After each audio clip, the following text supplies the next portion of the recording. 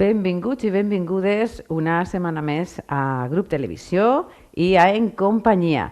Ja sabem que totes les setmanes intentem tindre un convidat o convidada especial i que destaca en alguna disciplina. Aleshores, avui anem a parlar de Setmana Santa, però d'una manera també especial, perquè ja sabem que la Setmana Santa és una de les tradicions més arrelades per tot arreu del nostre territori. I anem a parlar de la Setmana Santa d'Alzira. Si no ho saben, la Setmana Santa d'Alzira està declarada festa d'interès turístic nacional i també la seva temporada està declarada Patrimoni Immaterial de la Humanitat per la UNESCO. Però el que avui ens porta a parlar amb la nostra convidada és que d'ací uns dies, concretament el dissabte 1 d'abril, es celebra un dels actes més importants i que dona eixida oficialment a la Setmana Santa de la ciutat. Ella és María José Pou, és la pròxima pregonera d'aquest acte del pregó que se celebra a la ciutat d'Alzira y le donem la benvinguda. María José Pou, gracias por acompañarnos, gracias por estar aquí y poder hablar no solo de la Semana Santa, pero también de periodismo. En primer lugar, bienvenida. Muchas gracias, bien hallada. Encantada de estar aquí y quiero daros las gracias porque es una oportunidad magnífica de poder hablar de la Semana Santa y del periodismo. Però abans de començar en tot això, per a ubicar-los, sí que hem de destacar que María José Pou Amérigo és professora de periodisme en la Universitat CEU Cardenal Herrera, també és llicenciada en periodisme i en humanitats, doctora en ciències de la informació, actualment és columnista en el diari Las Provincias i també ha fet algun espai d'opinió en COPE, Onda Cero, Televisión Valenciana, entre otras moltes cosas, muchísimas cosas has hecho, como algunas investigaciones como de innovación educativa, I+D, has organizado congresos. Bueno, tienes una trayectoria bastante amplia y que te da un peso importante, ¿no? Bueno, sobre todo tengo años, que eso proporciona mucho margen para tener tiempo de hacer muchas cosas. La verdad es que sobre todo están vinculadas a la universidad. Yo desde que terminé la carrera en el CEU me quedé a dar clases y me he dedicado a investigar, a estudiar, digamos, a todo lo que es el ámbito propiamente educativo, que me apasiona, me encanta. Y también la parte de periodismo, ¿no? de colaborar con las provincias también muchos años. Y en todos los ámbitos, digamos, en los que he podido hacer, sobre todo periodismo, en mi caso, periodismo de opinión, que es en el que me he dedicado, ¿no? Al que me he dedicado. Ahora nos adentraremos en el tema de la comunicación, el periodismo y tu experiencia. Pero, claro, evidentemente estamos ahí a las puertas de ese gran acto solemne como es el pregó de Semana Santa d'Alzira. Cuando el presidente Vicent Fabregués te sugiere, te ofrece ser la pregonera de la Semana Santa de Alzira, ¿por qué dices que sí? Quiero decir, ¿qué ves en el acto? ¿Qué ves en nuestra Semana Santa? Pues a veces yo también me lo pregunto porque es muy impresionante. De hecho, me senté, es decir, cuando me lo dijeron me tuve que sentar porque efectivamente es, digamos, tener la oportunidad de estar en la Semana Santa de Alzira, de estar en primera fila, como quien dice, de poder transmitir la mirada de alguien que siempre ha mirado y ha admirado la Semana Santa de Alzira desde fuera. Yo creo que esa oportunidad no podía dejarla pasar. Es decir, que en ese sentido me da me impone mucho, me da mucho respeto porque es efectivamente un acto muy serio, muy importante y la Semana Santa de Alzira es muy grande y como para que yo pueda decir algo, pero quiero, digamos, me he propuesto transmitir esa admiración de los de fuera, ¿no? Porque evidentemente no puedo decirle a nadie de Alzira qué es la Semana Santa que no sepa, pero sí puedo transmitirle, y es lo que intento, esa admiración de la gente de fuera, ¿no?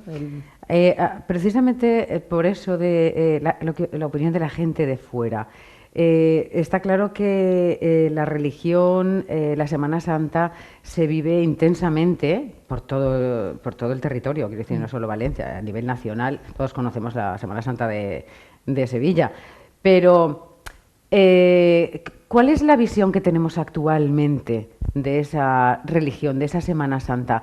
Porque evidentemente es una tradición, pero hay quien la vive como una tradición religiosa, pero hay quien la vive también como una tradición social.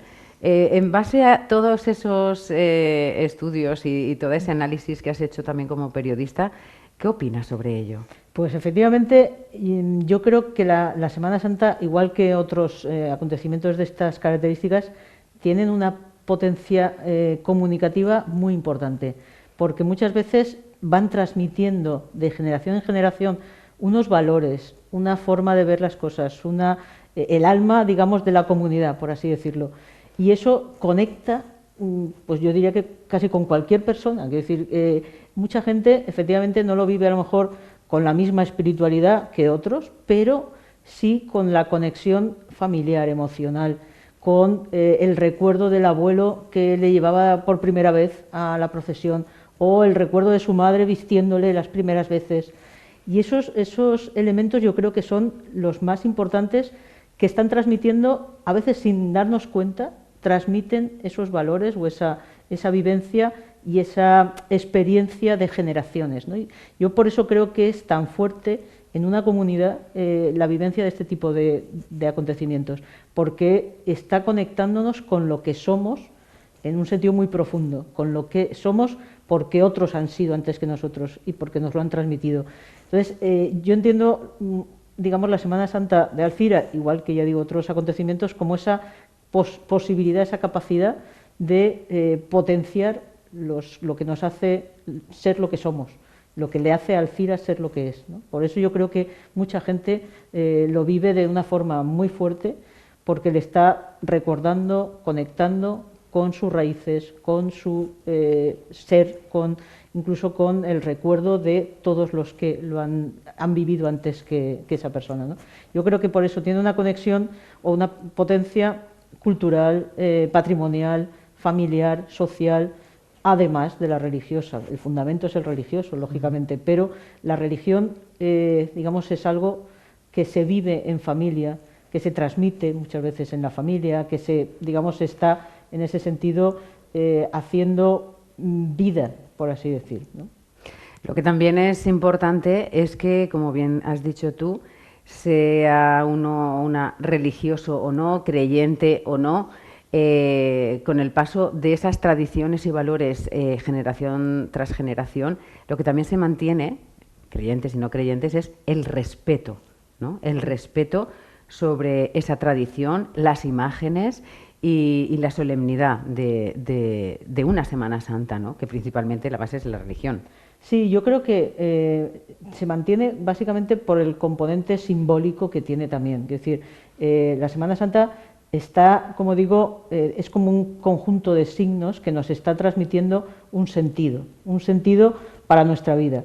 Entonces, el respetarlo es respetar nuestras raíces, es respetar nuestra familia, es respetar nuestra gente, nuestra ciudad, nuestro contexto, nuestra tierra, ¿no? En definitiva. Entonces, claro, ¿cómo no conectar con eso? Aunque no haya ese sustrato o ese componente religioso, sí que está en el sustrato. A veces no somos ni conscientes de ello, ¿no? Repasando, pues eso que hemos dicho, ¿no? Tu biografía, también destaca que eres periodista, pero elegiste la especialidad socioreligiosa. ¿Por qué te decantas por ahí, aunque estamos hablando de ello, pero por qué te decantas en su momento por ese? Pues sí, la verdad es que desde la tesis doctoral, que elegí un tema digamos, vinculado a lo que era la presencia de la Iglesia en la prensa, desde entonces estoy trabajando en ello. Es verdad que fundamentalmente porque soy una persona de fe, es decir, una persona creyente, digamos que vivo la fe vitalmente de una manera muy, muy profunda, y luego también porque pensaba que era, y creo, que es un tema muy aparentemente para mucha gente es de pasado, ¿no? La religión es algo del pasado, y yo creo que todo lo contrario, es algo muy de futuro en el sentido de que vivimos una sociedad, y más ahora, una sociedad multicultural, multirreligiosa, donde la fe de distinto signo, de distintas comunidades religiosas, está presente a veces de forma negativa, cuando lo vemos en los medios, ¿no? Pero a veces también de forma positiva, haciendo mucho por la comunidad. Entonces yo creo que el elemento religioso que nos explica tanto, habla tanto de nosotros, de nuestros valores que son de origen, muchos de ellos de origen religioso, no puede arrinconarse, ¿no? Debe arrinconarse. Y sobre todo para ser coherentes, porque muchas veces, por ejemplo, en los medios, ¿no? Hacemos minimizamos el elemento religioso, porque bueno, no tiene tanto interés como otros, y sin embargo después llega la Semana Santa y claro, a toda página, como es lógico por otra parte. Entonces tenemos esas incoherencias de decir, ¿y por qué esto? ¿Solo porque es un elemento cultural o patrimonial? No, también por ese otro factor, ¿no? Porque la religión está presente en nuestras vidas y está en nuestra historia y nos explica.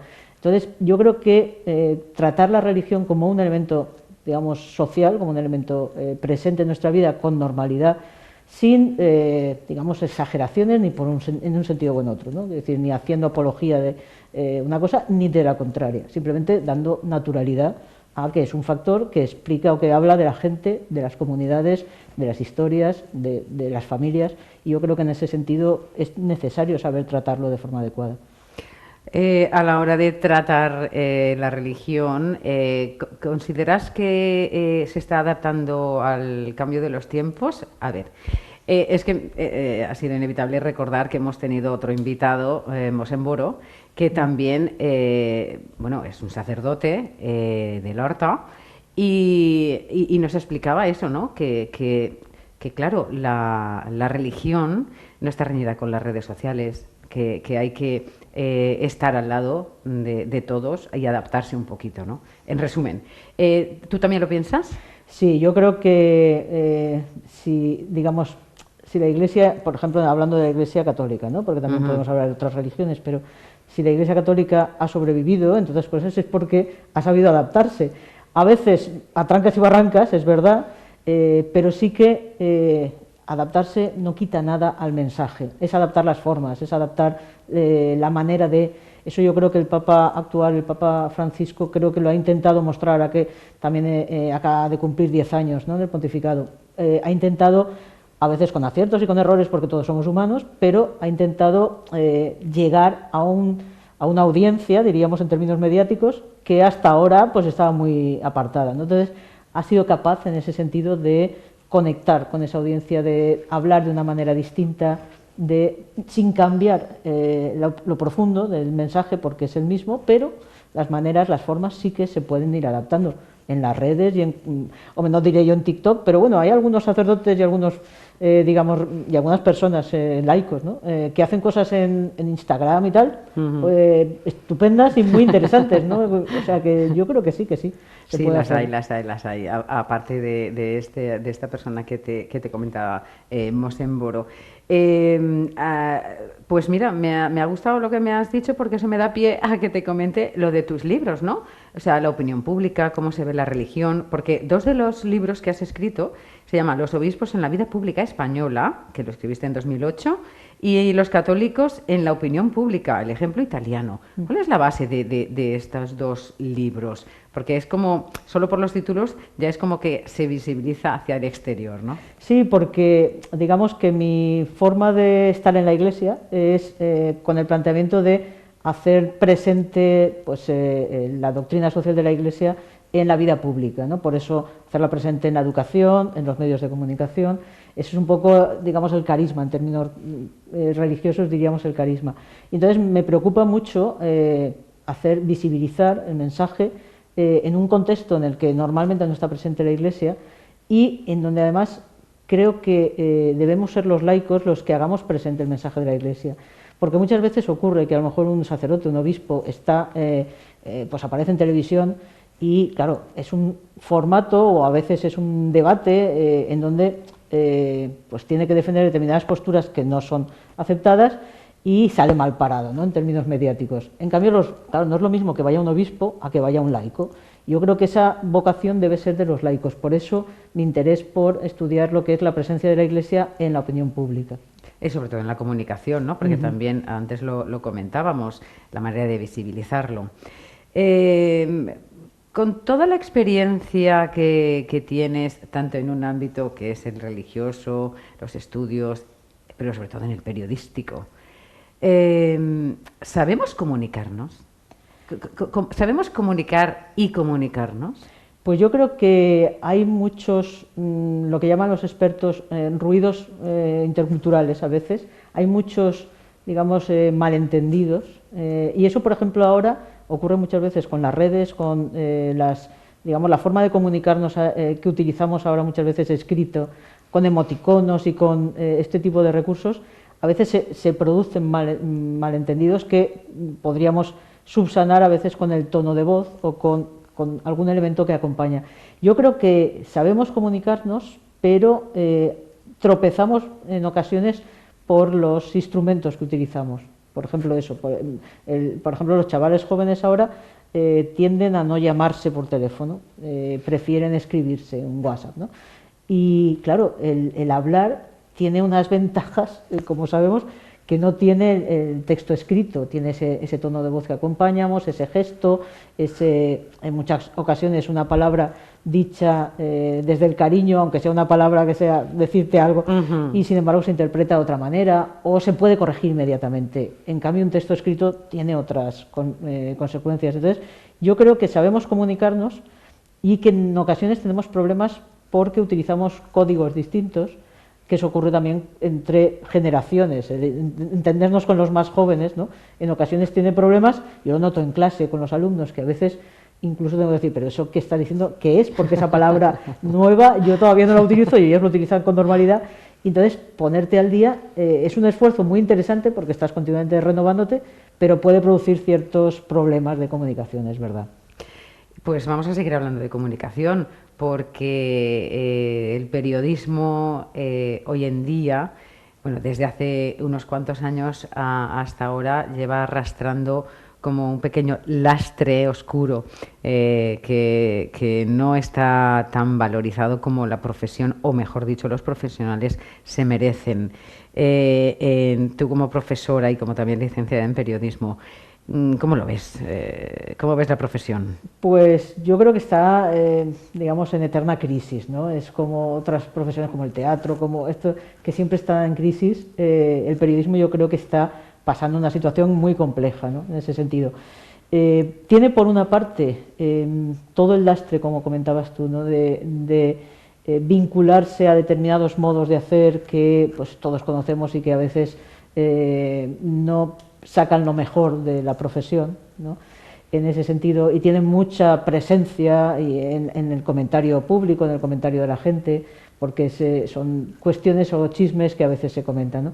Sin embargo, existe todo un periodismo que muchas veces no tiene ese relumbrón y que está haciendo un trabajo magnífico. Es decir, por ejemplo, para conocer Ucrania, para conocer todo el drama que están viviendo, pues ¿cómo lo conocemos? Gracias a los medios normalmente que nos lo cuentan, los periodistas que están allí sacrificando muchas veces o arriesgando mucho.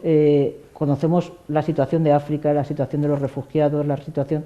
Es decir, el periodismo nos habla mucho de todo lo que nos rodea, y sin él iríamos a ciegas, ¿no? Iríamos como a la palpa, ¿no? No podríamos conocer nuestro entorno. Entonces, el problema es que normalmente cuando hablamos del periodismo y de lo malo del periodismo, nos enfocamos en determinados formatos o en determinados contextos que los tenemos muy cerca y que efectivamente son muy cuestionables en algunas cosas. Y sin embargo se nos olvida todo ese periodismo que hay, toda esa gente que está trabajando, que estáis trabajando a diario para hacer que la sociedad se conozca a sí misma, y que a lo mejor no caemos, no lo apreciamos, ¿no? Desde, pues eso, un corresponsal que está en no sé qué sitio complicado, hasta los que estáis en primera fila contando lo más próximo, que de otro modo a lo mejor no conoceríamos con toda su profundidad, con toda su variedad, con toda su riqueza. Entonces yo creo que en ese sentido, a veces incluso el debate lo llevamos a un terreno de, fíjate tú, esta manera de hacer periodismo que es cuestionable, que es lamentable, pero que es solo una parte de ese iceberg, ¿no? Una punta de ese iceberg, y hay mucho por detrás o por debajo que está haciendo una tarea imprescindible en una sociedad democrática, una sociedad como la nuestra, ¿no? Pero es verdad que está en una situación de crisis y que tiene un desprestigio que yo creo que no merece, porque muchas veces ese desprestigio viene por la intervención de gente que incluso no es periodista, pero bueno, entra en determinados formatos. Y sin embargo los que son periodistas, que están trabajando muy seriamente, pues no tienen el relumbrón, no tienen el impacto a lo mejor mediático que tienen otros. Me gustó una frase para mí contundente en una entrevista que hace unos años, concretamente en pandemia, más o menos, que te hicieron y sobre justamente el periodismo. Me gustó mucho que dijiste: nuestro reto no es formar piezas de un engranaje, sino a periodistas con capacidad de cambio para mejorar la sociedad. Eso a mí me llegó mucho cuando lo leí y también como que nos da pie a lo que justo estás diciendo ahora, ¿no? Poner en valor la profesión y formar a los nuevos periodistas con una base firme, ¿no? Sí, yo estoy convencida en lo que es la formación de periodistas, que podemos adoptar dos formas de hacerlo, ¿no? Podemos insistir en que aprendan las cosas cómo se hacen, o que aprendan además a hacerlas de una manera distinta. Entonces, el aprender las cosas cómo se hacen es imprescindible para que cuando salgan de la facultad puedan efectivamente, digamos, desarrollar la tarea profesional. Eso es innegable. Pero digamos, la diferencia entre hacer un taller sin más para aprender a manejar pues las cámaras, o a manejar o hacer una entrevista, quedarnos en eso, o además darles lo que es propio de la universidad también, la capacidad de reflexión, ¿no? de la capacidad crítica sobre el propio trabajo, sobre las propias maneras de hacerlo, sobre lo que están aprendiendo, incluso que sean capaces de cuestionar lo que les estás enseñando, ¿no? En clase, esa capacidad de razonar sobre las cosas, cómo las hacemos y por qué las hacemos así, es la única forma de hacer que cambien, ¿no? No solo las piezas del engranaje es eso, enséñales lo que deben saber para que vayan a trabajar y lo hagan bien. Evidentemente es necesario, pero además yo siempre les digo, yo os enseño cómo creo que se debería hacer o cómo se puede hacer mejor. Cuando vayáis a trabajar, haced las cosas como se deben o como podéis, y cuando podáis cambiarlo, hacedlo. O sea, tener la capacidad, la reflexión para que cuando podáis cambiar las cosas, lo hagáis. Mientras tanto, pues tenéis que saber trabajar en cualquier entorno, ¿no? Yo creo que también es válido para cualquier profesión o para cualquier universitario, ¿no? De saber salir, digamos, aprender a hacer, pero también aprender a cambiar o pensar sobre cómo se hace. Y eso es digamos, un plus que es imprescindible, esa capacidad crítica para que las cosas mejoren. Y de hecho, así es como mejoran, porque evidentemente no hacemos las cosas como hace 50 años. Las cosas van cambiando, van mejorando, porque tenemos esa capacidad, ¿no? Crítica de innovar o de hacerlo de una manera distinta. En ello también se implica recuperar la visión o perspectiva humana. Absolutamente, absolutamente. Porque también parece que en el periodismo se estaba perdiendo esa visión, ¿no? Simplemente el vender la noticia, el visualizarla, captar atención, y la visión humana a veces se manipulaba, ¿no? O se manipula para captar esa atención. Sí, sí. Digamos que tenemos, claro, como en todas las profesiones, tenemos que hacer y vender lo que hacemos. Quiero decir, eso es inevitable, digamos, vendernos bien, ¿no? Todos lo tenemos que hacer, pero yo creo que siempre con unos límites o en un entorno, con unos márgenes determinados. Entonces, en el periodismo también. Yo, de hecho, por ejemplo, en la línea que trabajo con los alumnos en clase, es socio-religiosa, donde la parte social intenta, sobre todo, ser una mirada distinta sobre la realidad, es decir, intentar reflejar, mirar primero, porque muchas veces el problema del periodismo no está en cómo lo cuenta, sino en cómo ha mirado antes la realidad, porque miramos con unas gafas, todos miramos con unas gafas, es decir, todos tenemos nuestros prejuicios, nuestros marcos de referencia, y eso hace que a lo mejor lo que contamos luego no es que esté mal contado, es que está mal mirado, ¿no? Entonces yo trabajo me gusta mucho... eso, no es que esté mal contado, está mal mirado. Sí, porque muchas veces miramos desde el prejuicio, entonces convertimos en noticia no sé qué porque damos por hecho que esa persona, que ese colectivo, pues es de una manera determinada, y entonces ya a partir de ahí está todo viciado, ¿no? Todo el proceso. Entonces muchas veces lo que procuramos en clase es trabajar la mirada social, es decir, la mirada que hace que nos fijemos en la persona que tenemos delante, no como un sujeto del que hablamos, sino como una persona con toda su complejidad, con toda su potencialidad, y podamos sacar todo eso que es la persona. Es decir, estamos hablando de, pues por ejemplo, no sé, estamos hablando de la dependencia, y entonces damos por hecho que tenemos que reflejar en imágenes, por ejemplo, ¿no?, en televisión, o reflejar en el discurso que la persona no es capaz de hacer las cosas por sí misma. Bueno, a lo mejor no puede hacer determinadas cosas, pero otras sí. Entonces, el sacar, o los mayores, ¿no?, pues los mayores tienen una potencialidad y son capaces de muchísimas cosas. Parece que nunca podamos, nunca puedan resolver nada por sí mismos. No, son capaces de hacer mucho.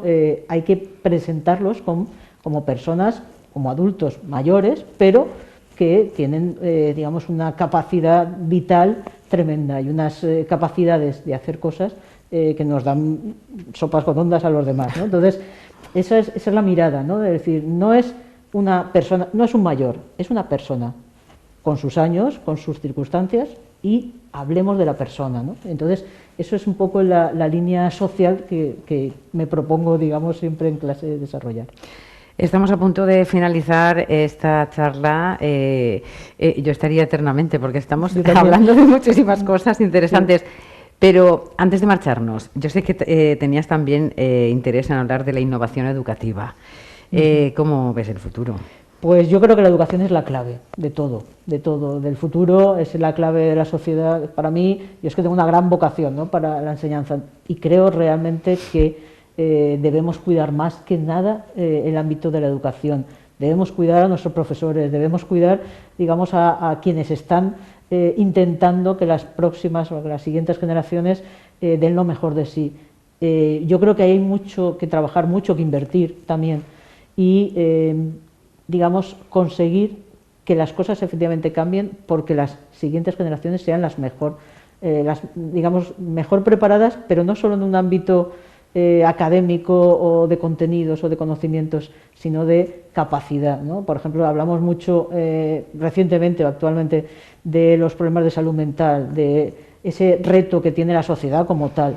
Pues una de las maneras de abordarlo es dar herramientas para que los chavales, las chavalas, sean capaces de gestionar, por ejemplo, las emociones, que es una cosa que no se trabaja casi nada, ¿no? O sí, se trabaja, bueno, pero falta mucho, ¿no? Lo que conocemos hoy en día, desde unos años para acá, lo de la inteligencia emocional, que sí, tampoco nuestras generaciones no han palpado eso, ¿no? Sí, quiero decir, que nos enseñan a ser felices, por ejemplo, los chavales, ¿no?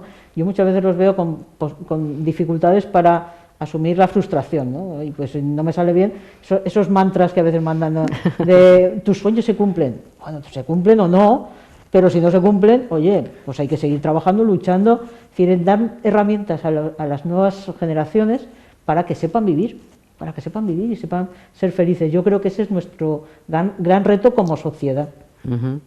Pues lo tenemos que dejar aquí. Encantadísima de haber tenido a María José Pou aquí en Compañía.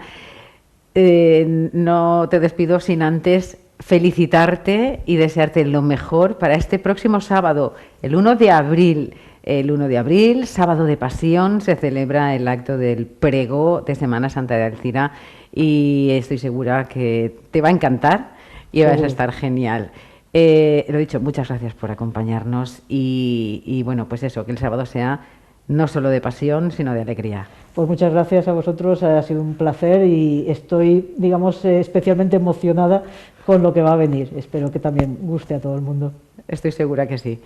A tots vostès, res més que dir-los que estan convidats a participar en l'acte del pregó del pròxim dissabte i també a la pròxima setmana, així al nostre espai de En Companyia, en un altre convidat o convidada que ens portarà sempre temes interessants dels quals aprendre. Gràcies.